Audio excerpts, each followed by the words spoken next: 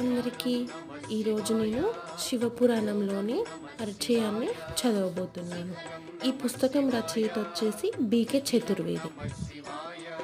శివపురాణం మహాపురాణమా కాదా అనేది సందేహాస్పదంగా ఉన్నప్పటికీ కొన్ని సమయాల్లో మహాపురాణాల జాబితాలో శివపురాణానికి బదులుగా వాయుపురాణం అని కూడా ఉంటుంది.